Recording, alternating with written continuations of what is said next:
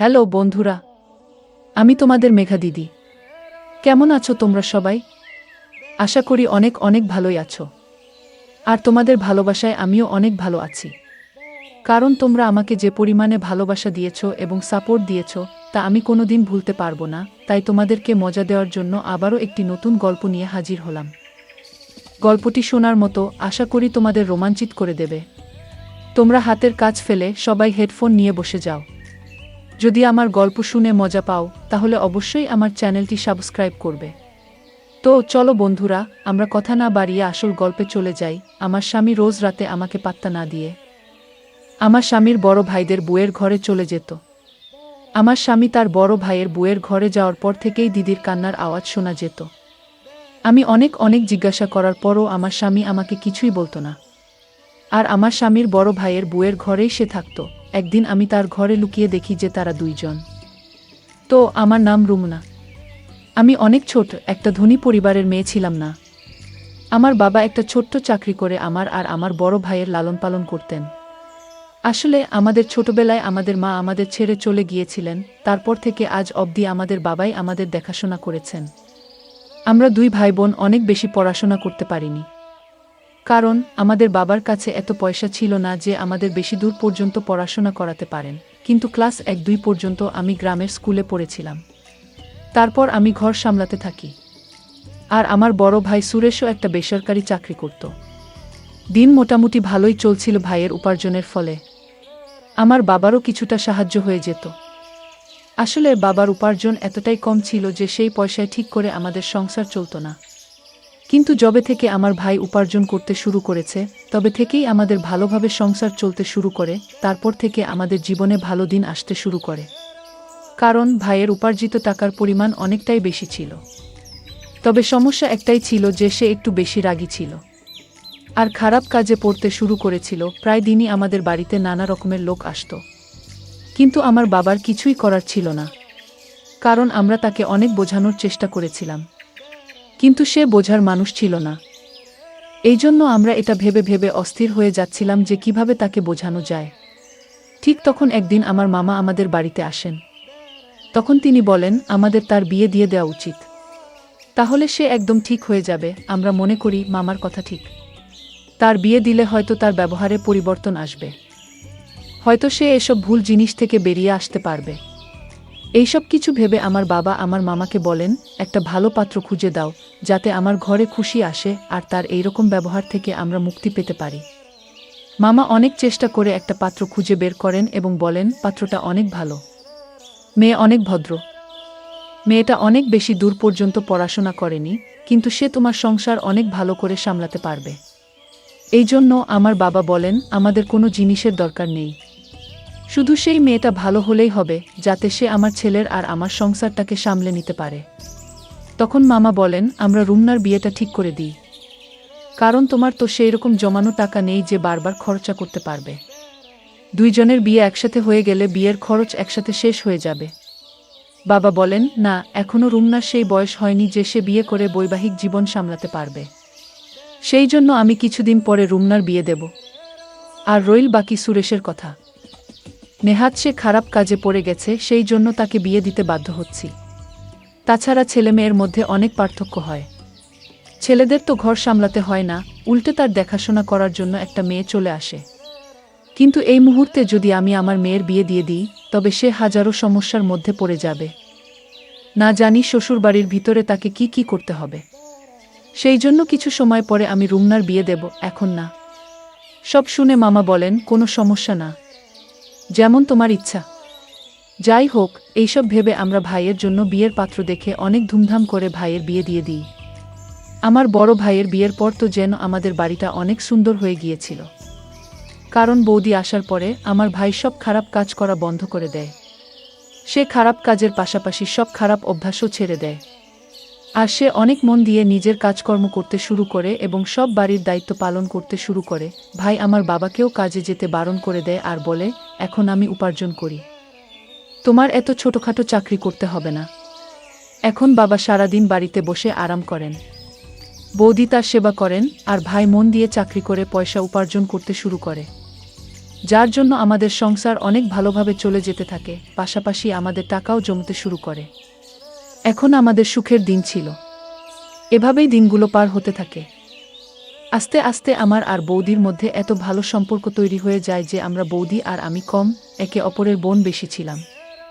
আমি সব কথা আমার বৌদিকে বলতাম, আর বৌদি আমাকে নিজের সব থেকে ভালো বন্ধু মনে করত। সে তার নিজের সব ছোট বড় কথা আমাকে বলতো। আর সে বলতো, তুমি তো আমার নিজের ছোট বোনের মতো। আমার আর বৌদির এত ভালো সম্পর্ক দেখে বাবা আর ভাই অনেক খুশি হতো। হয়তো আমার বৌদি আমার বাবা ভাইয়ের এত ভালোবাসা পেয়ে সে তার বাবার বাড়িতেও যেতে চাইতো না। আমি মাঝে মাঝে ভাবতাম, এ কেমন মেয়ে যে বাবার বাড়ি থাকার চেয়ে শ্বশুর বাড়িতে থাকতে বেশি পছন্দ করে। হ্যাঁ, এটাই আমার বৌদি ছিল। সে এইরকমই। হয়তো সে এখানে বাবার বাড়ির থেকে বেশি ভালোবাসা পেত। সেই জন্যই সে তার বাবার বাড়িতে যেতে চাইতো না।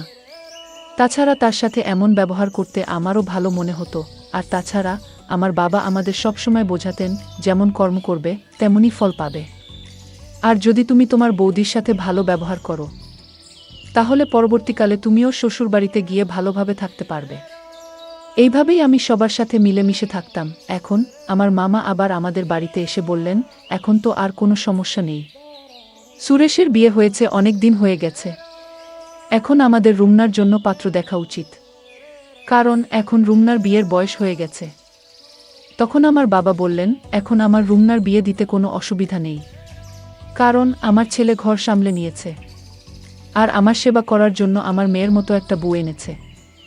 এখন রুমনার জন্য একটা ভালো ছেলে খুঁজতে হবে।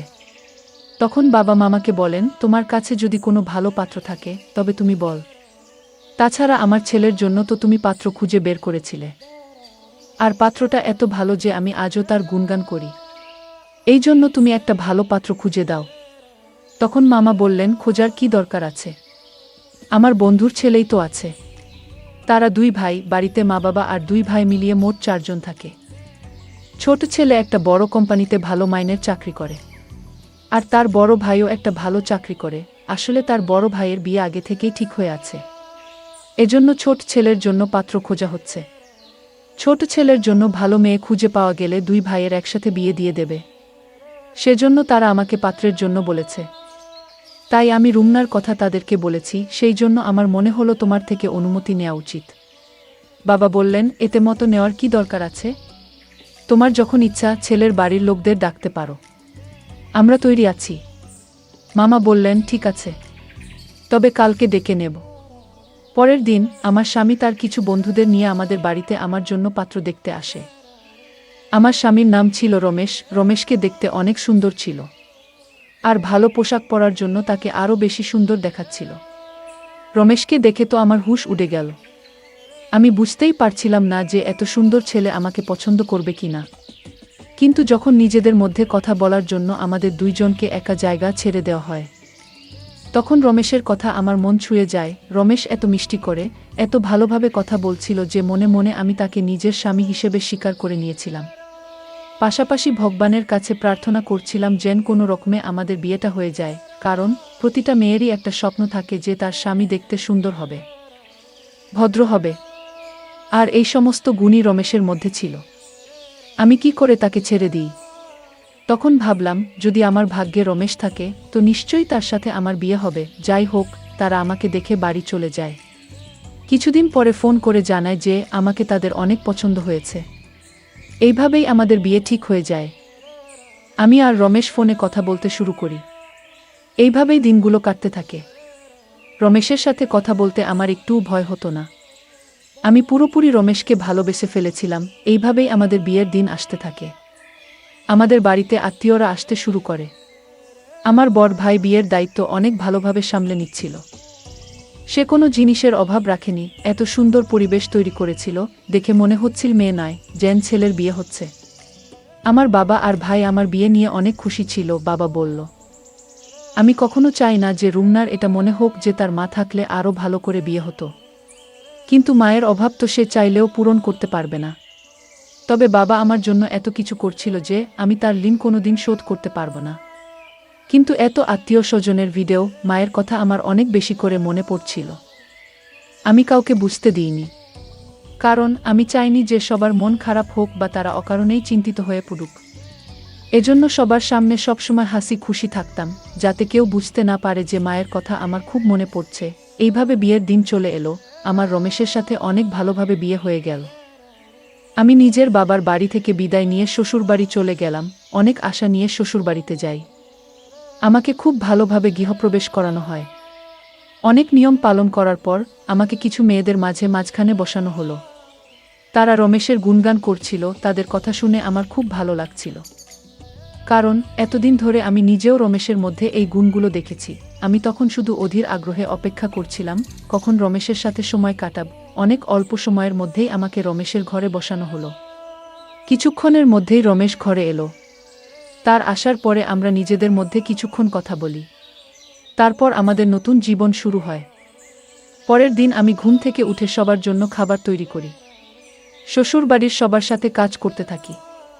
আমি রমেশের বর দিদির সাথেও অনেক ভালোভাবে মিশে গিয়েছিলাম। আসলে রমেশের বিয়ের দিন তার বর ভাইয়েরও বিয়ে হয়েছিল।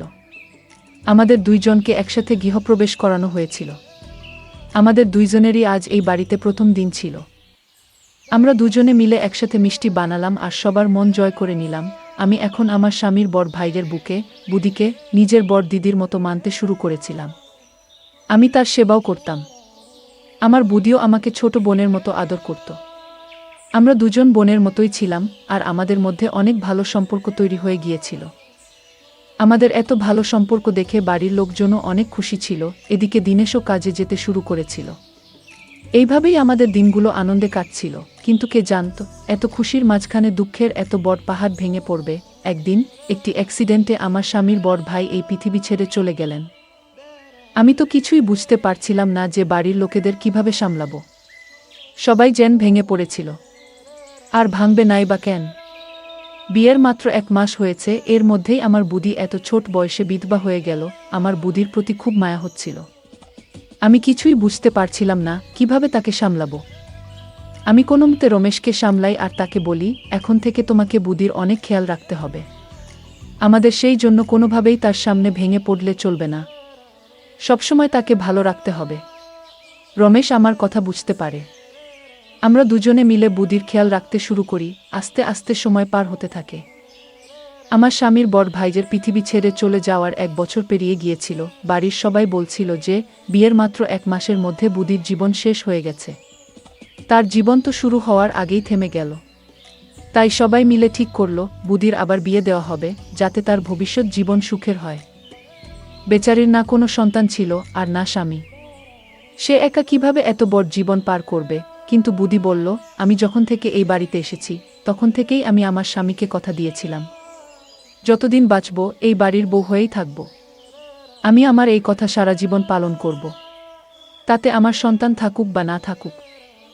যখন রমেশ আর তোমার সন্তান হবে তখন আমি তাকে নিজের সন্তানের মতো আদর করব, ভালোবাসব। সেই হবে আমার জীবনের অবলম্বন। আমার বুদির এরকম কথা শুনে আমি খুব খুশি হই। তখন আমি আর রমেশ একটা প্ল্যান করি যে আমাদের প্রথম সন্তান বুদিকেই দেব। সে যেন তাকে নিজের সন্তানের মতো মানুষ করতে পারে আর তার সাথে সারা জীবন কাটিয়ে দিতে পারে। এই ভেবেই আমরা শান্তিতে থাকতে শুরু করি। কিন্তু এই কিছুদিন ধরে আমার সামনে অদ্ভুত অদ্ভুত দৃশ্য আসতে শুরু করে। আসলে আমার স্বামী সন্ধে হলেই আমার কাছে না এসে বুদির ঘরে যেত। আমার স্বামী তার ঘরে যেতেই আমি শুনতে পেতাম বুদির ঘর থেকে অনেক আওয়াজ আসছে। এমন মনে হতো যেন বুদি কাঁদছে। আমি এটা কিছুতেই বুঝতে পারতাম না যে রমেশ আমার বর দিদির ঘরে গিয়ে তার সাথে কি করে। আমাকে এড়িয়ে আমার স্বামী আমার বর দিদির ঘরে যেতই বা কেন? আমি কিছুটা তো আন্দাজ করতেই পেরেছিলাম যে কি হতে পারে। অফিস থেকে ফিরেই সে বর দিদির ঘরে চলে যেত আর সারারাত তার ঘরেই থাকত। আমি যখনই এই ব্যাপারে রমেশের সাথে কোনো কথা বলার চেষ্টা করতাম তখনই রমেশ এড়িয়ে যেত। এখন আমার মধ্যে অন্যরকম চিন্তা আসতে থাকে যে আসলে হচ্ছেটা কি। রমেশ তার বৌদির ঘরে এমন কি করে? আর রমেশের যাওয়ার পর আমার বর দিদি এত আওয়াজ কেন করে? আমি চেয়েও কিছু বুঝতে পারতাম না। আমি এই ব্যাপারে আমার বর দিদিকে জিজ্ঞাসা করি, কিন্তু সেও কিছু বলে না। আমি বুঝতে পারছিলাম না যে আমি কি করে এদের রহস্য জানতে পারবো। আমার এখন সন্দেহ হতে শুরু করে যে নিশ্চয়ই তাদের মধ্যে কিছু একটা চলছে। তা না হলে রমেশ আমাকে কেন এড়িয়ে আমার স্বামীর বড় ভাইদের বুয়ের ঘরে যাবে? যদি এমন কিছুই হয়ে থাকে তবে রমেশের উচিত আমার সাথে এসে কথা বলা। কিন্তু রমেশ আমাকে কোনো কিছু বলতে চাইছিল না। তার জন্য আমি একদিন ভাবলাম যে আমি ঘরের মধ্যে লুকিয়ে যাই, যাতে জানতে পারি আসল রহস্যটা কি। তাহলে কোনটা সত্যি আর কোনটা মিথ্যে প্রমাণ হয়ে যাবে। যদি সত্যি এরকম কোনো কথা থেকে থাকে, তবে আমি তাদের নিয়ে সবার সামনে যাব। আমি রোজ রোজ আর এসব সহযোগ করতে পারছিলাম না। এইসব ভেবে একদিন আমি তার ঘরে লুকিয়ে বসে রইলাম। কিছুক্ষণ পর তারা যখন ঘরে এলো, তারপর আমি যা দেখলাম সেটা দেখে আমার মনটা কেঁপে উঠল। আমি দেখলাম যে আমার স্বামীর বড় ভাইয়ের বউ আমার স্বামীর বড় ভাইয়ের ছবি হাতে নিয়ে কাঁদছিল। তখন রমেশ তাকে আস্তে আস্তে সামলানোর চেষ্টা করছিল। আমি কিছু বুঝতে না পেরে হঠাৎ ঘরের মধ্যে থেকে বাইরে বেরিয়ে আসি। আমাদের হঠাৎ সেখানে দেখে তারা অবাক হয়ে ওঠে। তখন রমেশ বলে, তুমি এখানে লুকিয়ে কি করছো? তখন আমি বলি, আমি জানতে চাইতাম যে আসলে তোমাদের মধ্যে কি চলছে। তখন রমেশ আমার কথায় রেগে গিয়ে বলল, তুমি সত্যি জানতে চাও তো তাহলে শোনো। আসলে আমার বড় ভাইয়ের অ্যাক্সিডেন্ট তোমার ভাই করিয়েছে। কারণ সে আমার বৌদিকে অনেক আগে থেকে ভালোবাসতে পছন্দ করত। আর তার সাথে বৌদির বিয়ে না হওয়ায় তার রাগ অনেক সীমায় পৌঁছে যায়। আর যখন আমার বড় ভাইয়ের সাথে বৌদির বিয়ে হলো, তখন তোমার ভাই আমার বড় ভাইয়ের অ্যাক্সিডেন্ট করিয়ে দেয়া। আর প্রতিদিন আমার বৌদিকে বিরক্ত করতে শুরু করে। যখন রমেশ আমার ভাইয়ের করা সব অন্যায়ের কথা বলে, সেগুলো শুনে তো আমি বিশ্বাসই করতে পারছিলাম না। আমি অনেক ভেঙে গিয়েছিলাম।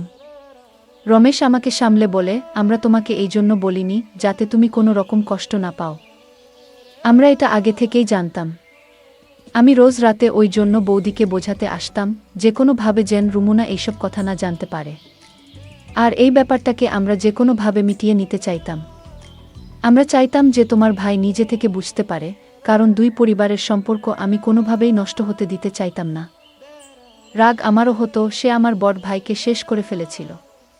কিন্তু আমি তোমার মুখের দিকে তাকিয়ে কোনো কথা বলিনি। যখন এইসব কথা আমার সামনে এলো, তখন আমার মনটা কেঁপে উঠল। আমি চেয়েও আমার চোখের পানি আটকাতে পারিনি। আমি তো ভেবেছিলাম যে আমার ভাই ঠিক হয়ে গেছে, কিন্তু সে তো এত বড় কাজ ঘটিয়ে ফেলেছিল। আমি রমেশকে বললাম, তুমি তাকে শাস্তি দেবে কিনা এটা তোমার ব্যাপার, কিন্তু আমি তো তাকে সাজা দিয়ে ছাড়ব। যখন এইসব কথা আমি বাড়িতে জানাই, তখন তারা পুলিশকে ফোন করে। আর পুলিশ এসে তাকে গ্রেফতার করে নিয়ে যায়। আমি সৃষ্টিকর্তাকে অশেষ ধন্যবাদ জানাচ্ছিলাম যে তিনি আমাকে এমন একজন স্বামী দিয়েছেন, যে সব সময় আমাকে বোঝায়, আমাকে সামলে রাখে। আমি তো শুধু শুধু তার উপর সন্দেহ করছিলাম, কিন্তু সে তো আমার জন্য নিজের বড় ভাইয়ের অপরাধীকেও ছেড়ে দিয়েছিল। আমি রমেশের হাত ধরে তার কাছে ক্ষমা চাই, আর আমার স্বামীর বড় ভাইয়ের বউয়ের কাছেও ক্ষমা চাই।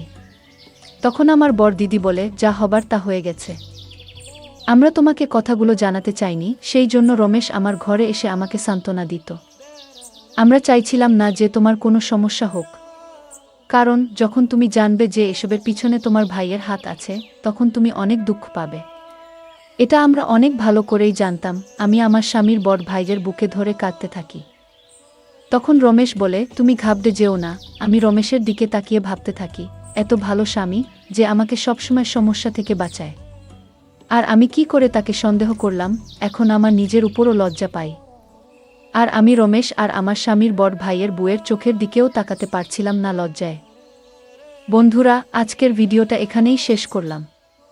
অনেক কষ্ট করে ভিডিওটি আপনাদের জন্য বানিয়েছি। যদি ভিডিওটি আপনাদের ভালো লেগে থাকে, তাহলে একটা লাইক করবেন এবং চ্যানেলটি অবশ্যই সাবস্ক্রাইব করবেন। এই আশা ব্যক্ত রেখে আপনাদের কাছ থেকে বিদায় নিচ্ছি। দেখা হবে আগামীকালের নতুন কোনো ভিডিওতে।